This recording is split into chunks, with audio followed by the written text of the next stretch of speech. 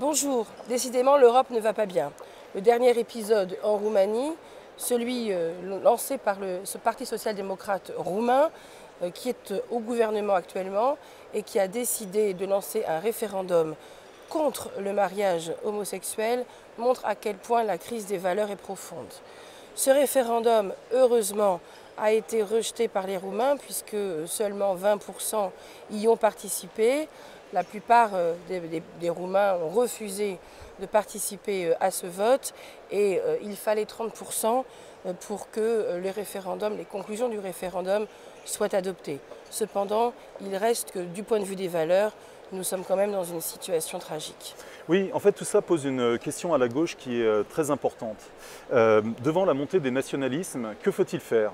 Est-ce qu'il faut essayer de les imiter un peu pour essayer de prendre leurs électeurs, de jouer avec le populisme, de jouer avec la montée des pensées qui excluent les autres en se disant si on imite un petit peu les fachos, en gros, on va pouvoir limiter justement leur progression.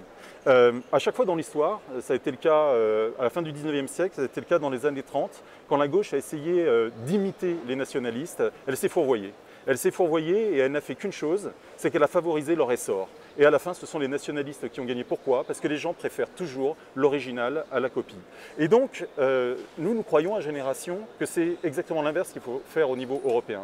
Il faut construire une gauche en rupture radicale avec le nationalisme et avec le populisme. C'est-à-dire que non, nous ne sommes pas d'accord avec eux sur le fait de limiter la question des migrants à simplement le rejet de l'autre. Non, nous ne sommes pas d'accord aujourd'hui sur la question du fait d'attaquer les minorités, qu'elles soient sexuelles ou qu'elles soient ethniques. Oui, nous voulons défendre intégralement la question de l'égalité femmes-hommes. Oui, nous pensons aujourd'hui que la démocratie est un bien qui doit être conservé et que nous nous battrons de ce point de vue, pied à pied. C'est la gauche de demain qui doit être celle-là. Car si elle ne l'est pas, alors il n'y aura plus aucune alternative réelle au nationalisme. Et qu'il soit brun ou qu'il soit rouge, qu'il soit social-démocrate, qu'il soit radical, à la fin, c'est toujours du nationalisme. Et c'est d'autant plus vrai que les valeurs européennes, parce qu'on en a quelques-unes, c'est effectivement le devoir qui est le nôtre de protéger et de défendre les minorités. Quelles qu'elles soient, tu l'as très justement rappelé Guillaume. Et personne n'est à l'abri d'être demain dans une minorité.